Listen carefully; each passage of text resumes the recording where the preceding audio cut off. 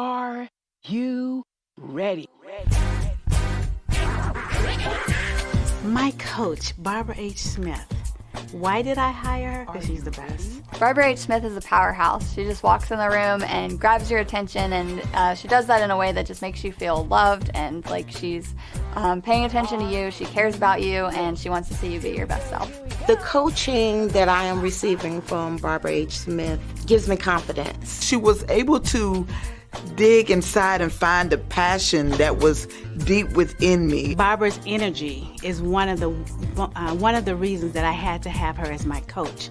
I love the way she is real with people. The reason I felt like I needed a coach was because I have some big goals and I needed to build my confidence. I knew that Barbara could help me do that. One conversation with Barbara H. Smith and she will be able to tell you what it is you're missing.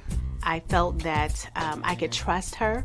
I would definitely recommend to get coaching from Barbara H. Smith if you feel like you need to level up your confidence. She would just help you feel like bold, like you can take on the world. She has really shown me who I am.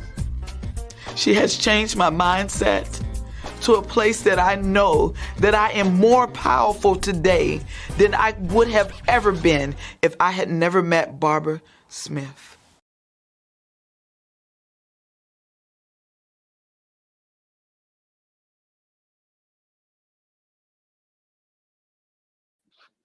Hey, here we go. So happy you're here today. It's the Barbara H. Smith Show, and we are excited that you're with us today. What's the show about? We're bringing you news, entertainment. We're bringing you business owners who are stepping up and leveling up their game.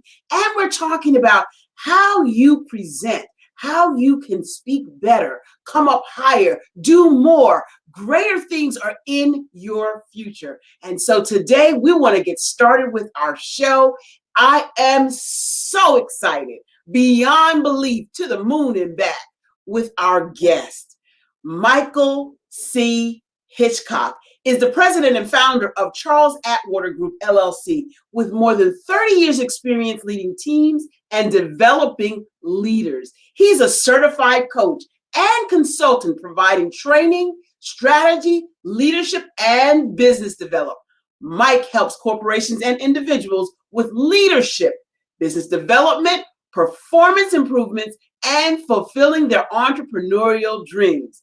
Guess what else? Mike served us. He served his country. He is a retired United States Marine Corps officer and combat veteran with over 20 years of active duty military service. And after he retired from the Marine Corps, he served as a military analyst for Booz Allen.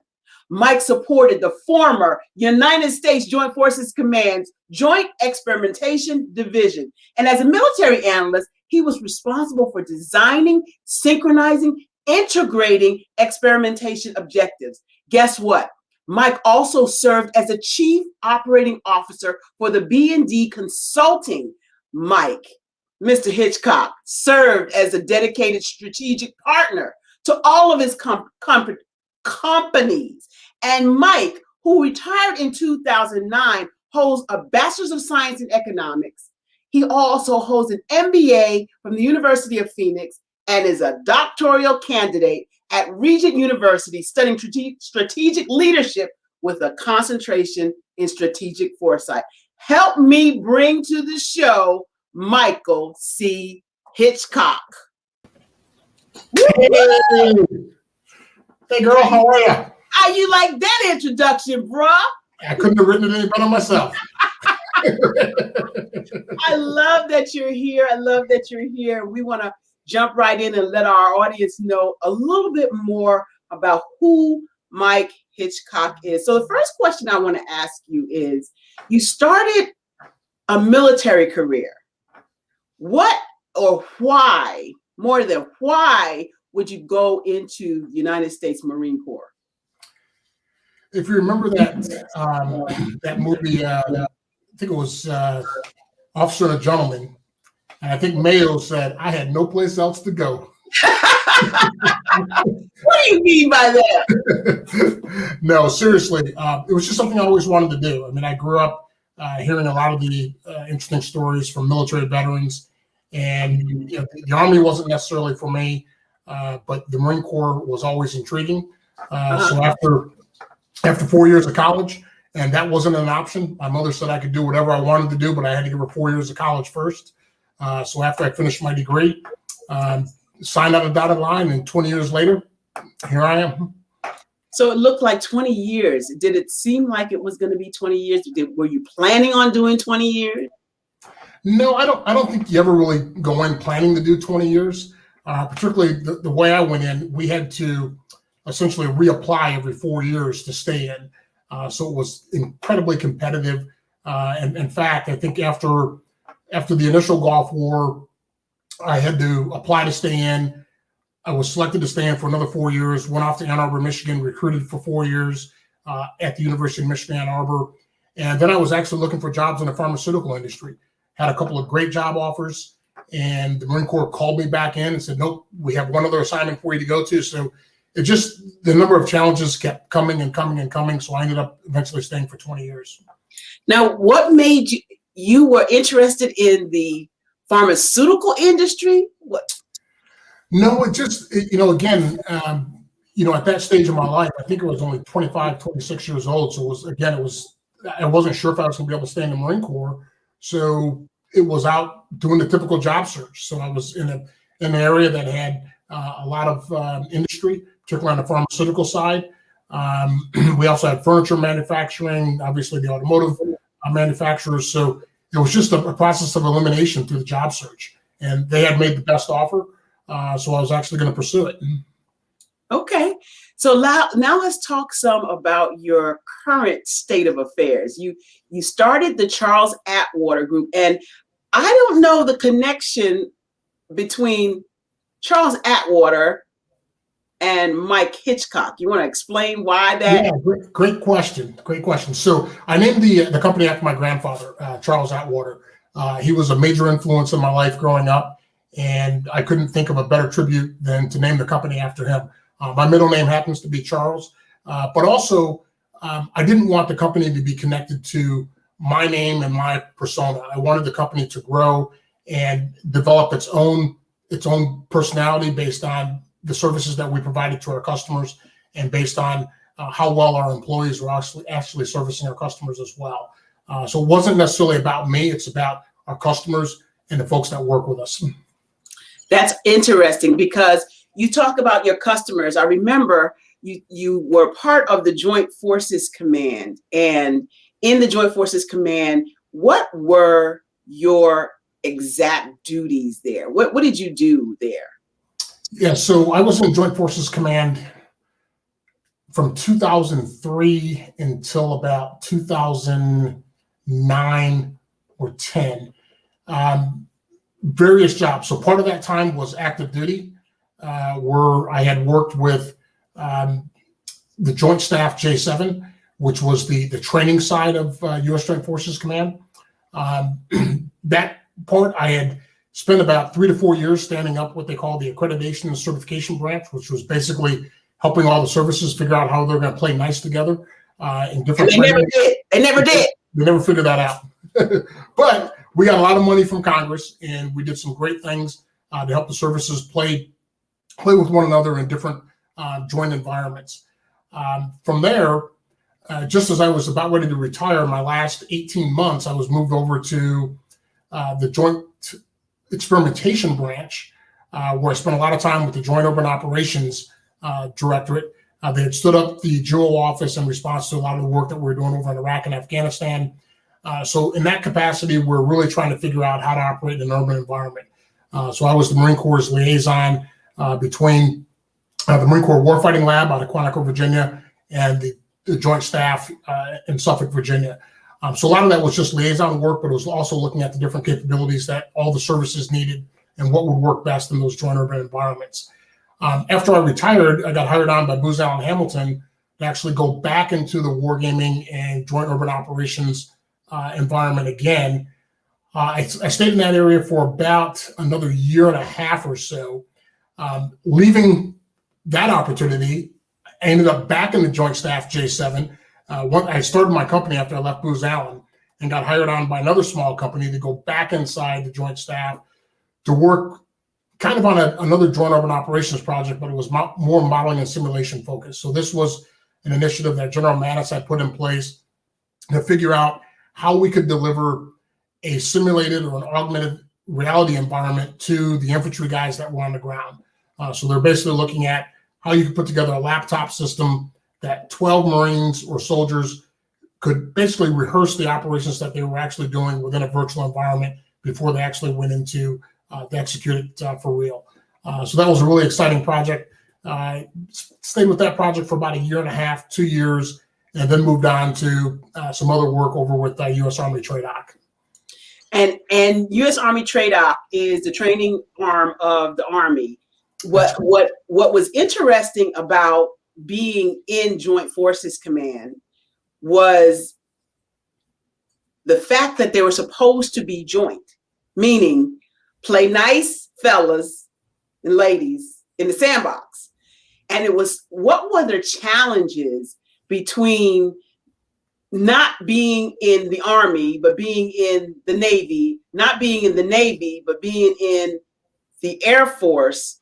And what are the differences that it makes it difficult for them to communicate? Because we want to talk about communication in a minute. Yeah, so I think it's a couple of things. So one, I think it's a misnomer that all the services don't want to play nice together. They normally do play nice together, with the exception of when it comes to fighting over budgets. Then it's everyone for themselves, right? But I think the biggest challenge is really culture. And when you look at the different services and what their different missions are, naturally they form their own cultures. And so once you understand and have an appreciation for what an organization's roles and responsibilities are within the overall mission that you're trying to accomplish, once you figure that out, you can pretty much figure out how to play nice with one another, because we really are all there for the same reason. But there are some technical challenges in terms of, again, this kind of goes back to budgets, and this is one of the things that the Joint Forces Command was supposed to kind of help us work through. There's the technical side of making sure that all your communications and all your technologies can talk to all of the different services.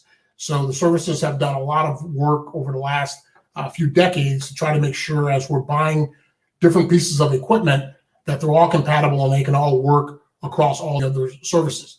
That might seem easy, but it's not. When you're working in a maritime environment and you're dealing with salt and corrosion and all sorts of things that come with working in that maritime environment, that's different than the Air Force that typically doesn't operate in that environment.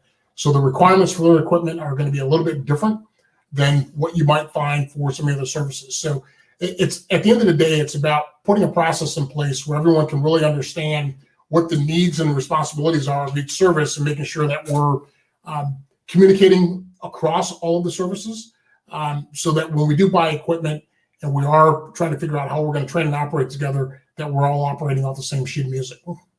And that's key, right into a segue about communication. All right, so we as people need to communicate. We as services need to communicate. Why is it so difficult for us to convey a message? Yeah, so it's, if you've been married, you know that people, particularly spouses, that a lot of times they talk past one another, right? And it's because ultimately we're all inherently different, right? And we have different styles of communication. We speak differently, we receive information differently. So part of figuring out that communication challenges is understanding people. Whether you're using, whatever assessment tool you want to use. I'm familiar with the DISC profile by Wiley. If you use the DISC profile, it talks about the different types of personalities that people have and how you can essentially adjust your communication style to be more effective in the way you communicate with somebody that might be an introvert, or somebody that might be very, very excitable when you talk to them. So it's really understanding how different people communicate, and more importantly, it's taking the time to understand how different people communicate. And if you're if you're on the influence side of the DISC profile like myself, I have a difficult time listening. I like to talk. So I know that about myself. So when I'm in a conversation, I have to harness every fiber of my being to shut my mouth and listen. And it's hard. And I wish I would have known that years ago. I probably wouldn't have got divorced a couple of different times. Right? So, you get, at some point, as my grandfather used to say, that's all part of growing up, right? You eventually figure it out, some a little bit faster than others. But at the end of the day, it's about communicating and understanding how other folks communicate and making sure that you are listening more than you're talking. Okay, so let's do this little exercise. All right. You're looking at the disc profile. You know that you have certain tendencies. Your tendencies are to talk. So are mine. So how do we, the two of us, with almost a similar disc profile, I like to talk, very little on listening, although Mark Lee says I listen. I've learned to listen better, okay? How do you get someone who always likes to talk to learn how to listen? Because listening is part of the communication, right? How do you get someone who always likes to talk to listen? What do you tell them? Yeah, I mean, so again, first step is recognize that that's something that's a challenge for you, right? And so knowing that and going into, and I literally just had this experience a couple of weeks ago. One of the gals that I do some consulting with, she is an avid talker. And before I go into those meetings with her, I know that I have to restrain myself and let her do a lot of the talking, and that it's not going to be about me trying to get my point across. Or if I am, there will be very short, specific things that I want to say and come across. And I will know that when she gets ready to respond, it's going to be 3, 4, maybe 5 minutes before I get ready to chime in again. So you have to be very intentional about the way that you, for me anyway, I have to be very intentional when I know that I'm engaging with someone who is like me, that I have to be the one that steps back and kind of restrains myself. Mostly because I've had the training. So I know better, right? So if I'm trained, then I shouldn't be so impulsive to just go back to my normal comfort zone. I know if I want to be productive and get something out of that meeting, that I have to rely on my training and go back and go, okay, so this is an environment where I'm going to have to be very restrained. It's going to be tough, but I'm going to have to be restrained. I'm going to have to listen a lot. So that is so valuable. What I want you to talk to me now about is your life experience. What I mean by that, as you have matured, I see the little salt and pepper, that little seasoning going on right here. As you got a little more seasoned, what changed in your life that made you want to pursue what you're pursuing now? And tell us what you're pursuing now too. So right now I'm kind of on, as you and I have spoken before, I'm kind of on a journey to figure out what that third chapter of my life looks like, right? So I've done a lot of coaching and consulting over the last few years. Now it's really trying to find what that niche space is for me. Most of it has been centered on business development, coaching and consulting for small companies, mostly within the federal government space. I have branched out and have consulted for a couple of different franchises and mortgage companies over the last couple of years or so. But I think a lot of it, I had to get to the point in my life where I kept trying to climb these ladders, and there's nothing wrong with climbing the ladder, but I was climbing the wrong ladder. I was climbing a ladder that was focused on wealth accumulation and not necessarily trying to focus on happiness. Well, what's wrong with that? What's wrong with wealth accumulation? What's wrong with that, Mike? What's wrong? Hey, go for it. You want to run that race? Go for it. I think I had the realization a few years ago, and it was right after a divorce, where I started being a little bit reflective, and I started looking back, and I remember the times when I was making the most amount of money I had ever made, 2 or 3 times the amount that I was making when I was on active duty, I was the most miserable. Say it again. I was the most miserable. I was working from probably just about every weekend. I was working 12 to 14, 16 hours a day. And I kept telling myself that this is fun, this is exciting, this is what you're supposed to be doing. It's because I didn't know anything else. I had come from an environment when, literally going back to probably high school, where I was always working 2 and 3 jobs. I was always working on the weekends. It was always school, work. So when I came on active duty, the Marine Corps work ethic was no different. We're always working long hours, weekends, deployments, you name it. So that was just the life I knew. And so when I finally came out of that space and started figuring out what one of the congressmen said, reclaiming my time, it was eye-opening. When you can get up in the morning and say, yeah, I think I want to work today, or no, I don't. I'd like to read a book, or I'm going to take 3 weeks off and go to Nicaragua and hang out on the beach.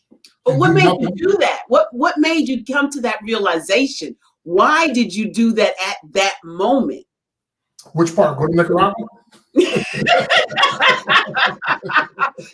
No, stop and reflect on, hey, maybe this trading hours for dollars is not what I want to do. Maybe this really it was probably my divorce. You know, if you want to say happy life, happy wife, well, I didn't have a happy life or a happy wife. So, you know, so strike out on 2 accounts. And you're going, okay, well, that equation is not working. That's not working. That's not working. And the more money I made, the harder I worked, the less time I spent with her. That wasn't working. So I think it was just that realization that that and my dad passing away at 70, I think he was 77 when he passed away. And I'm looking at my age, I'm like, well, let's see, I'm 55. Let's do this math. It's like, exactly. I said, I can do marine math. It gives me about 20 years if I'm lucky. And God's not going to, nobody guarantees you tomorrow. That's right. On the high end, I might have 20 years left. I said, this is the way I want to live my next 20 years. So, I'm in no hurry to figure out what that next niche looks like. I'm in a hurry to figure out how to, enjoy life, enjoy the time with my friends and my family, and really start enjoying, the time that I have left. And that sounds kind of dark, but hey, tomorrow ain't guaranteed. Look, I mean, we just had a pandemic. And interestingly enough, so right after I made that decision, got rid of the big house, got rid of all my debt, all that mess, and we ran into a pandemic.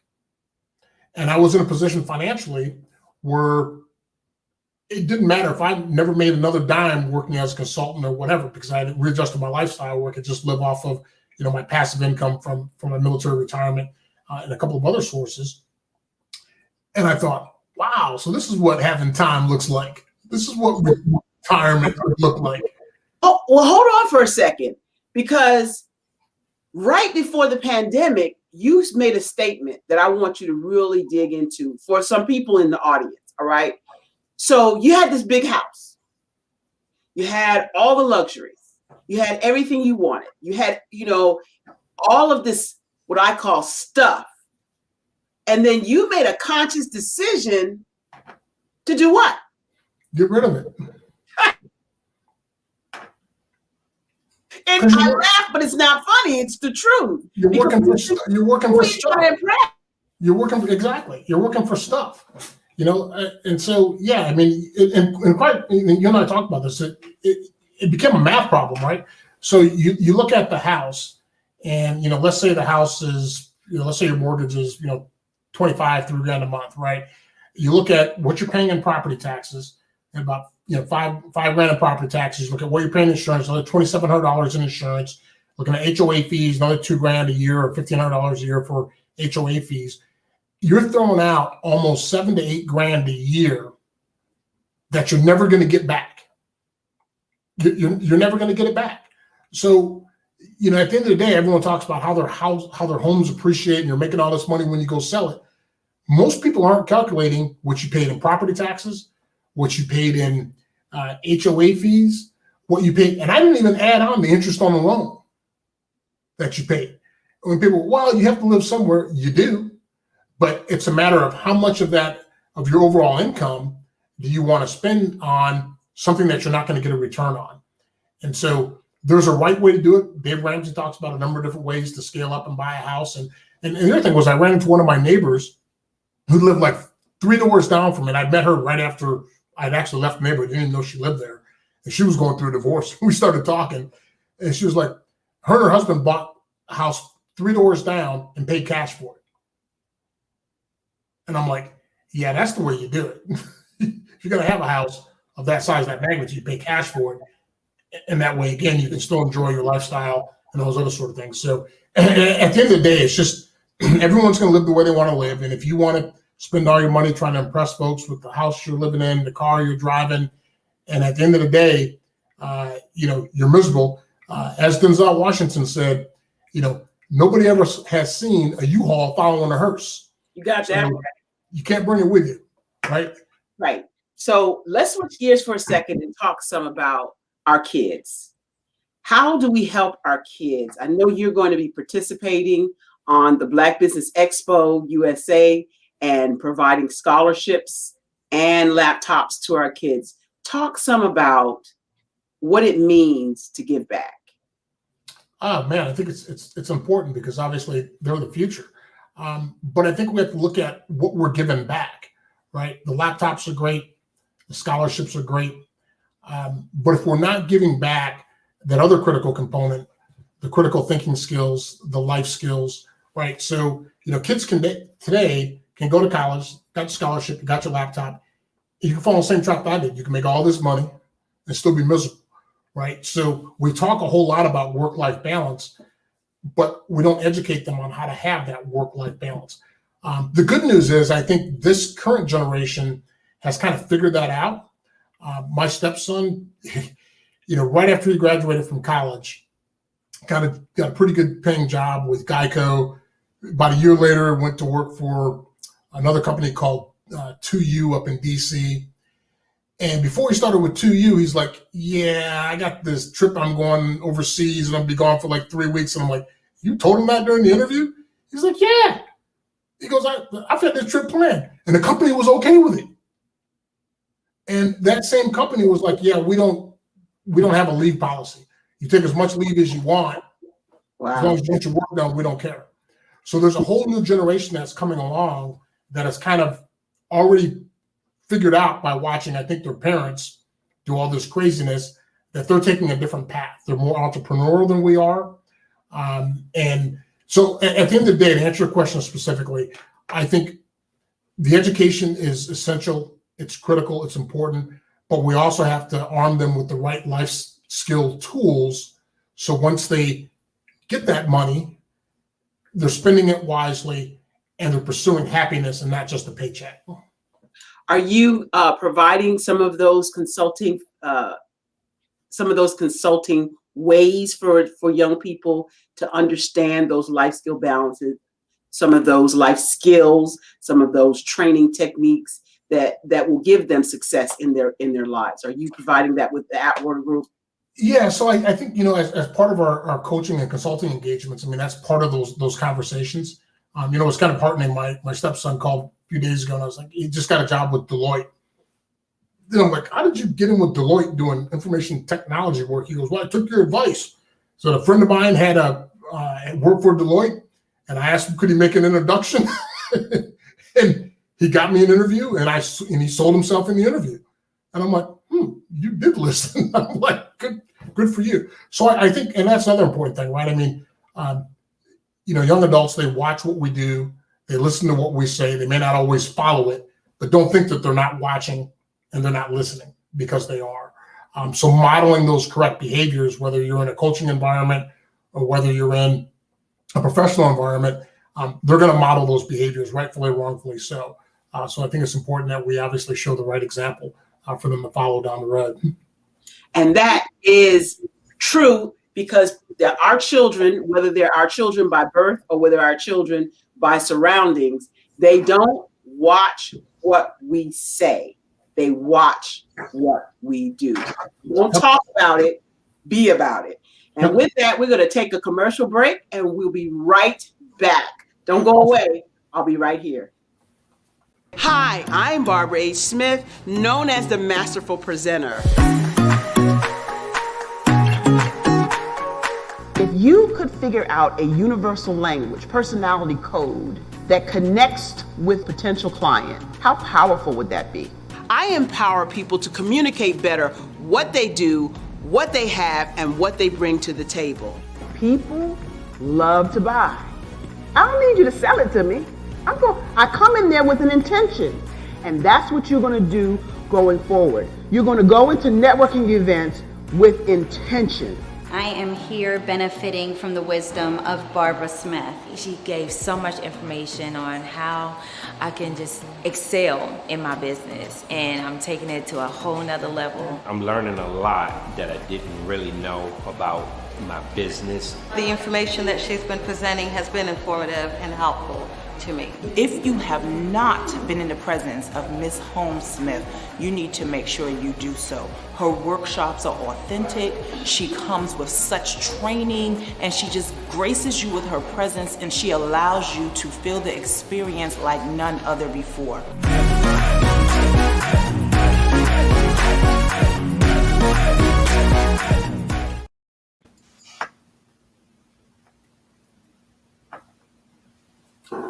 No volume. So what do you think about that commercial? There you go. I love it. That's awesome. Listen, it's about being able to present. It's about being able to coach, right? So talk to me about how you obtain a client. Bring me through the process. How do they first even know who you are? And then how do you take them through the process to become your client? Yeah, great question. So a number of different channels, right? So a lot of it begins with networking, putting yourself out there in different environments, letting people know who you are, what it is that you do, what services that you offer. Referrals are great. If you can build your business through referrals, that is the best and most satisfying. And quite frankly, that's how most of my business has grown over the last few years, is through the networking as well as the referral base that I have. But it's also about your branding, getting out, doing webinars. So again, getting your message out so people understand, hey, this is who you are. These are the services that you offer. This is how you can help them down the paths that they're seeking to improve. One of the challenges that we run into, that I personally have run into, particularly on the government consulting side, is most of the folks that look at federal government consulting on the business development side, trying to win federal government contracts. A lot of folks don't want to compensate for that work, and that's okay. I didn't pay somebody to learn how to do it, but understand there's a trade-off between, learning as you go and going out and getting trained by someone who knows the business and can help you through it. Eventually, there's a number of clients that I've had where I've recommended, hey, go out and get the proposal training, learn how to write these proposals. If you don't, at the end of the day, you're going to have to invest your time and your money to educate yourself. I don't care what it is you're doing, what market you're in. Just don't think you can show up and be successful. You have to educate yourself in the market that you're in. And so my advice to people would be, get educated about, most importantly, about your customer base. Know your customers, know what keeps them up at night. So when you're talking to them, if you don't know what keeps them up that night, you can have that conversation and ask them what keeps them up at night, and you can gear your services or your products in a way, in a manner which will help them solve some of their problems. So one of the things you and I talked about at length, Mike, was becoming a speaker, becoming a coach. People have asked, how do you become a speaker? How do you become a coach? So I can talk to the speaker side. I want you to talk, and the coach side, but I want you to talk some about, how did you decide that coaching was for you first? And then secondly, how did you get to coaching clients in your business?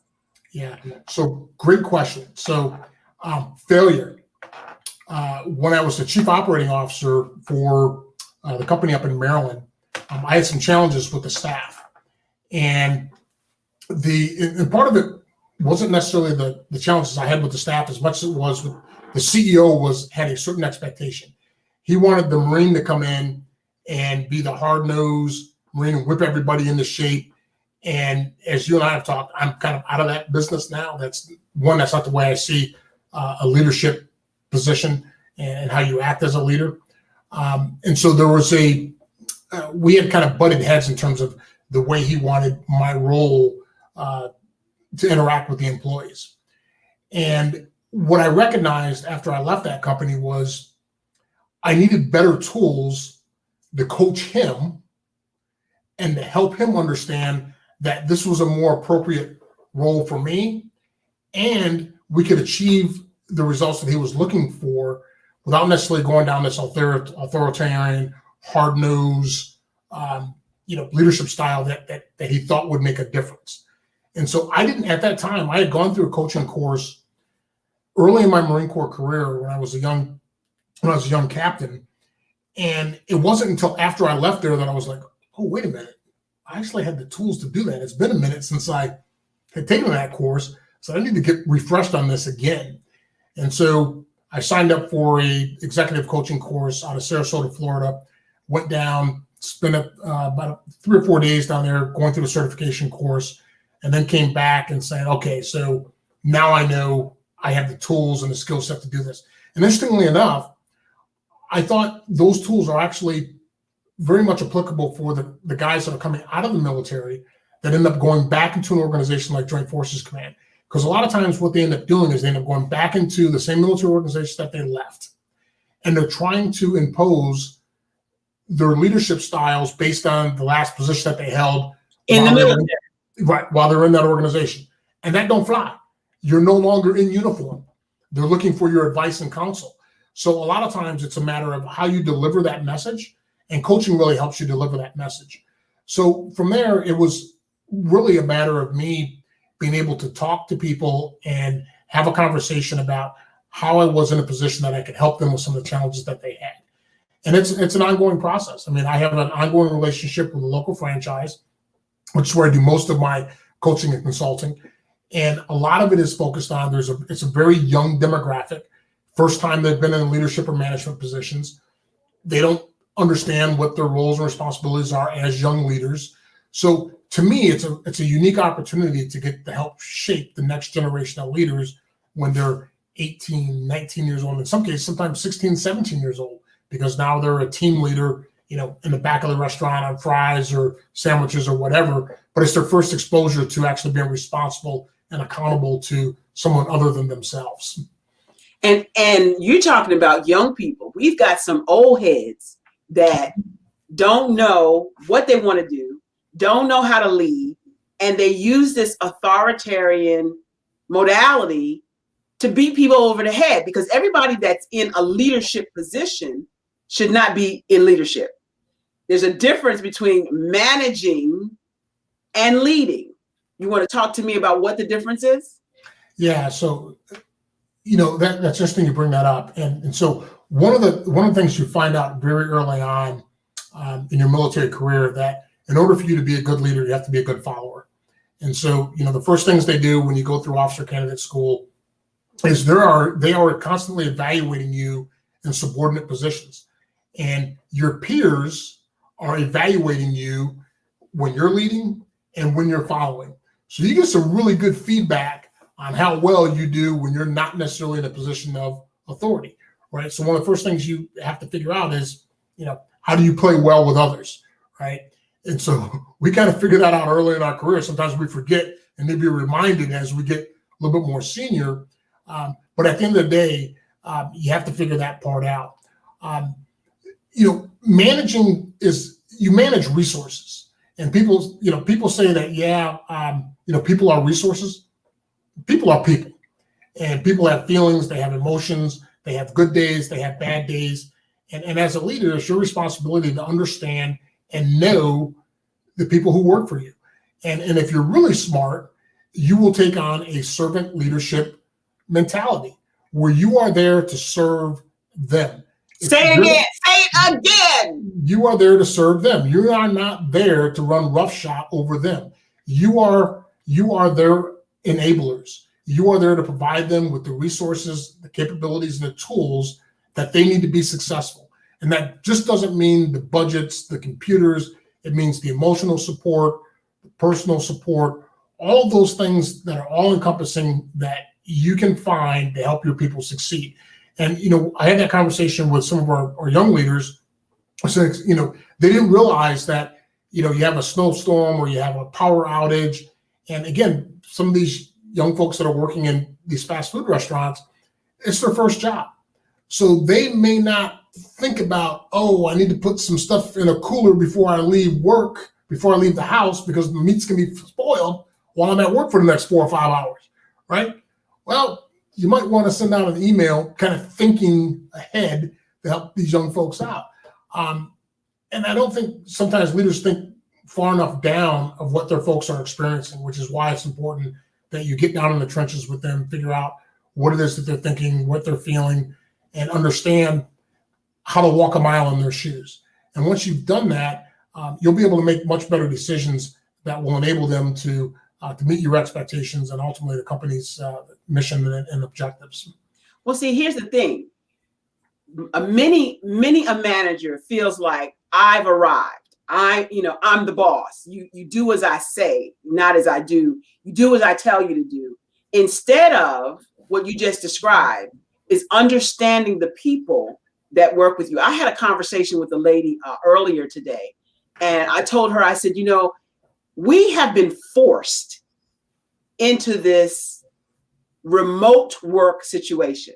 There are many companies, for example, who did not want to do remote work pre-pandemic. Then they were forced to do it. And when they were forced to do it, they discovered something that they did not expect. They discovered that people are more productive most times at home. Why? Because they're happier in their own environments. They're working longer hours. They're focused on their work. They're not stopping at the cooler talking to Becky and Barbara and Brenda for an hour while they're trying to get their work done. So they discovered more work out of people they were browbeating because they were in front of them every day, right? So we as leaders, let's call ourselves leaders, have to make people understand that we're there as their support system. And speaking of support systems, I want you to tell me, if you have a team, how you built your team. Yeah. So before we move on to that question, let me kind of digress for a little bit. So let's call that what it is. That's a trust issue, right? That's a trust issue. If and we see this in government all the time, where government wants the butt in the seat, where I can see you working every day. Because if I don't see you, then you're not getting your work done. There's something else going on. So when people, to your point, when they're suddenly working at home, and it's like, oh, yeah, I need to get this done. I can throw a load of laundry in. Oh, I can make my kid a sandwich real quick, and I'm still getting after it because I know I have a task that I have to complete. Right. Productivity starts to go up. And those who aren't productive, we now have the analytical tools with Microsoft. We know if you're not being productive. So it'll be real easy to weed those folks out. Right out. Yeah, exactly. So your next question in terms of building your team, we don't do anything alone. Again, on the DISC profile, I'm an I, which means I'm an influencer. I like working in collaborative environments. So I always build a team of people around me that can support me and I can support them. So it's been through relationships over the years, whether it's with people that are in the coaching industry, whether it's people who are in the defense contracting industry. When I was working with the company in Norfolk, a company I had been with for 10 years, I was put in a unique position where the company owner that I was supporting, he mistakenly allowed me to build all the relationships with all the folks that we were doing business with. I was getting the phone calls. He was essentially writing the checks, which is one of the reasons why I decided, well, it's time for me to go off and probably do some things on my own. But I had built those because relationships were important. So even when I wasn't doing business with that particular company, I would still pick up the phone and call the business development person I had a relationship with. I would track them on LinkedIn or stalk them on LinkedIn. If I saw them get a new position, new job, whatever. Hey, congratulations. How you doing? Haven't talked to you in a while. Wanted to touch base. So that's how you found me. You were stalking me on LinkedIn. You know it. That's exactly right. I've been tracking you on Facebook and LinkedIn. I know exactly what you've been up to. Exactly right. Yeah. And but maintaining those relationships, and it might be a year, 2 years, 3 years, but the relationships are still there, right? And in today's social media environment, it's a lot easier to keep those connections, and sometimes a lot harder, because when you are seeing somebody on Facebook or LinkedIn, you think that you're communicating, you're up to date, you know what they're doing, but you haven't necessarily reached out and said hello, right? And that's a different thing. So you got to make sure that you still, maintain those relationships at the end of the day. And that's a very, very good point. Relationships, we do business at the speed of relationships. I heard Donetta Watson say that. And so how important have the relationships you've built over the years been for your business?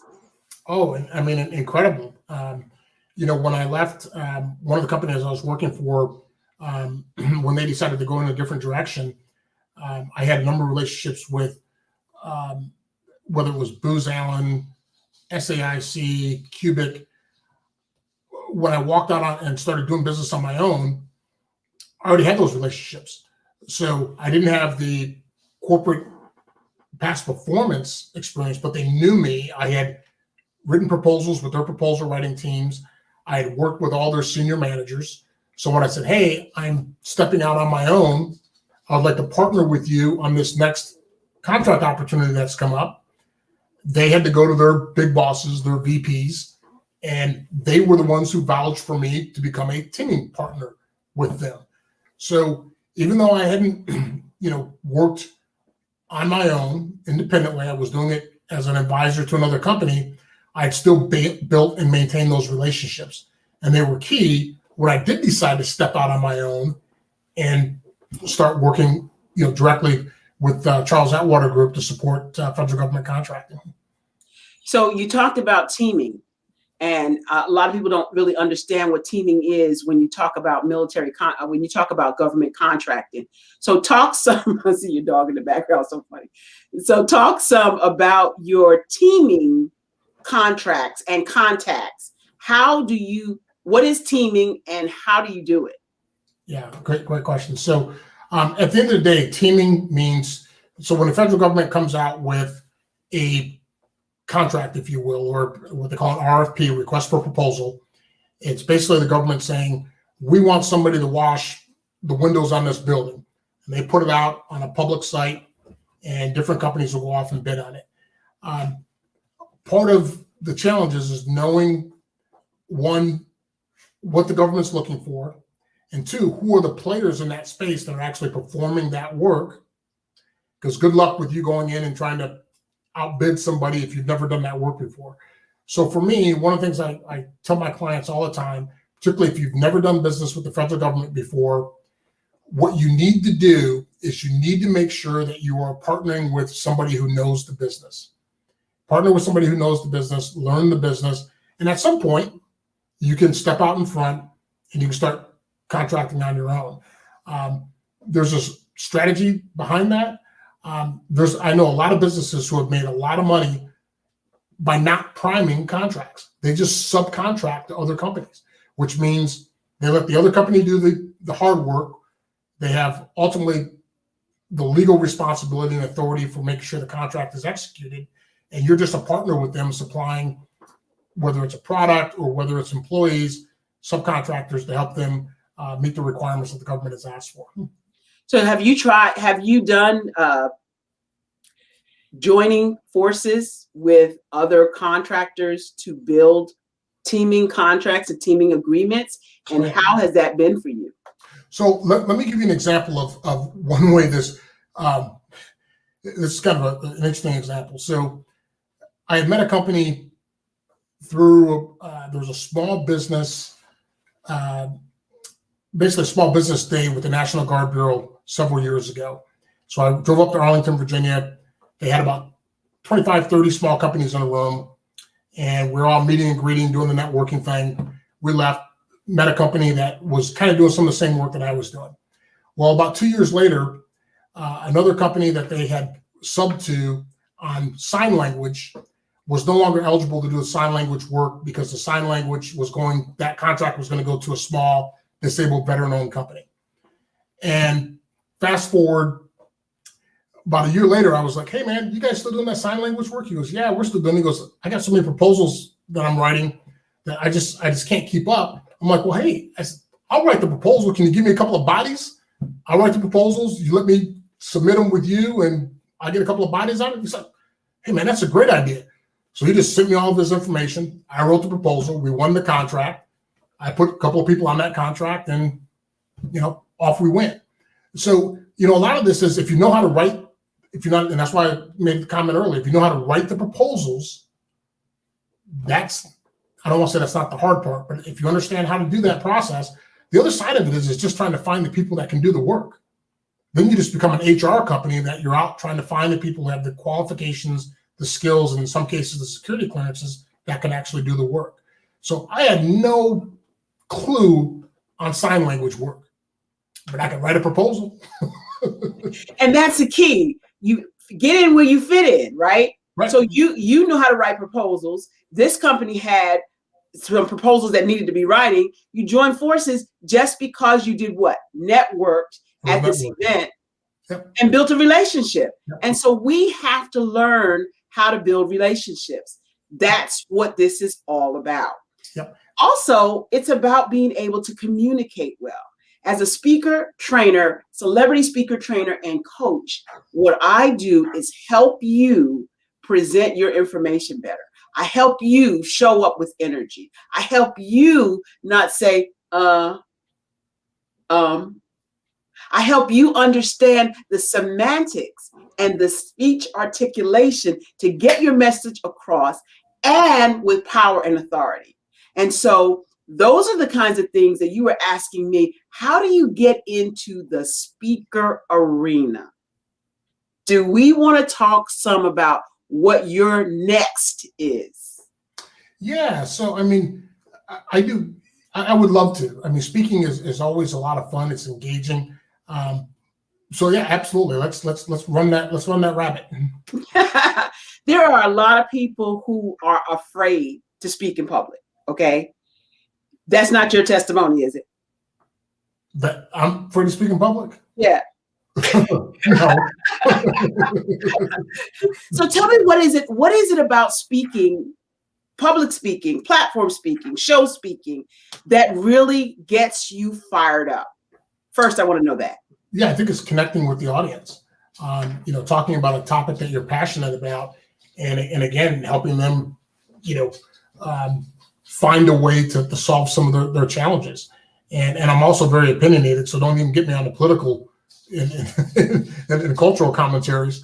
But yeah, I think again, it's part of my personality. So being an eye on the disc profile, I like to collaborate, I like to speak, and so anytime you get a chance to get out, whether it's talking about the company or talking about the business you're in, finding ways to help people figure out what's the next best step for their companies or for their themselves personally, that's just exciting to me. So one of the things I teach is what we call the introduction, right? And you're just meeting me for the first time. Just pretend you never met me. You don't know who I am. And you walk up to me, you see me in a room with a bunch of different people. What is the first thing you say to me? I say, hi, I'm Barbara H. Smith. And what do you do? What do you say? Hi, Barbara. I'm Mike Hitchcock. How are you? I'm good. What do you do? What do you answer do? to that? Yeah. What do you do? When I ask the question, what do you do? What do you respond back? I'm a strategy and leadership consultant. I help people solve their most complex and challenging problems. That is an introduction. Okay. Because I'm going, okay, so what's the problem? But when you have that conversation, what do the people say back to you? What do you get back with that answer, with that response? Yeah, it's normally, it's like, okay, so what does that mean? So what does that really mean? And that's perfect, because you know what it is? People are not asking you what you do. They're asking you that question, but that's not really what they're asking. What they're asking is, what's in it for me? What can you do for me? So when people ask you, so what do you do? We have to be able to articulate how we help them. What's going to make sense to the other person? Just like you said, you have to know your audience. And in order for you to know your audience, maybe instead of answering, what do you do? I turn it around and ask them, what do you do? I answer the question with a question. And then I can give them what they're looking to hear from me. Does that make sense? It does. I said, it does. And so that's how we start the conversation. The next step is when you're on platform, just like now, when I read your bio, people always give you a biography to read for them when they're being introduced. But the proper way, and people don't know this, is to give an introduction. All right. The introduction doesn't tell all about your background and your education, but it gives an interesting inside look about something about you that nobody else knows. Like you gave us that you were divorced, but you could use that information to intrigue the audience to want to know more, to lean in and listen to what you're saying. Now, in this setting, because we're not face to face, it's perfectly fine to give somebody the bio to read for you. Perfectly fine. There's no error in that. But what I'm talking about is when you go face to face and you typically go into a program situation and someone hands you the program with the person's biography on it, and you've had an opportunity as the guest to sit there and read the biography, and then someone else comes to introduce you. Face to face, we're talking. And they're handed the biography to read what you've already read. That's insulting. And so I teach how to do an introduction. So you have the biography. Yes, that's good information. It's all about the person. But when I step to the stage and somebody reads my introduction, here's what they say, Mike. Coming to the stage right now. At the age of 3, she was an engineer. At the age of 8, she was an instructor. And at the ripe old age of 16 years old, she was a race car driver. Help me welcome to the show, Barbara H. Smith. What just happened? It had nothing to do with my biography. It had nothing to do with my associate's degree in computer electronics, my master's degree in computer information systems, my bachelor's degree in computer science. It had nothing to do with that. But what it does is changes the trajectory of the audience's attention. And now you're leaning in going, who the heck is this girl? Does that make sense? It does. You just got coaching 101. It does. From the Barbara H. Smith Show. Awesome.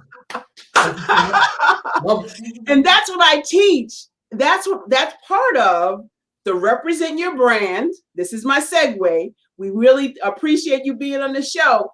The Represent Your Brand and Unleash the Speaker Within training that I am giving a master class directly after the show at 9:00 right here. Well, right here, I'm going to give you a shout out of just go to, I will send you a link to it if you're interested in participating. But it is definitely something that any speaker or someone who wants to be a speaker, and all of us are speakers. Come on, let's face the facts. We all have to convey information, and that's what a speaker is. It's not necessarily on a platform, but we all have to convey information. So I want to give you one last shot at letting us know how we can reach you. I want to say hi to the doggy. What he gave a cameo appearance. What's his name? What's her name? Come here, Dee. Come here. Oh. There you go. You say hi? Cameo appearance for the dog. Cameo appearance from Dee. She probably had 4 legs crossed right now. You can reach me at www.speakcoachtrain or www.barbarahsmith.com is my new website, which is really a very great place for you to contact me. But Mike, give us the last few moments. Tell us how we can reach you. Yeah, so you can reach me at www.charlesatwatergroup.com. It's all one word, charlesatwatergroup.com. Thank you so much, Mike. It's been my pleasure and my honor. I enjoyed your conversation. We're going to have to connect on so many levels with both our businesses. I'd love to be your executive coach on speaking. I can do this. I got this. I know, man. You're killing it.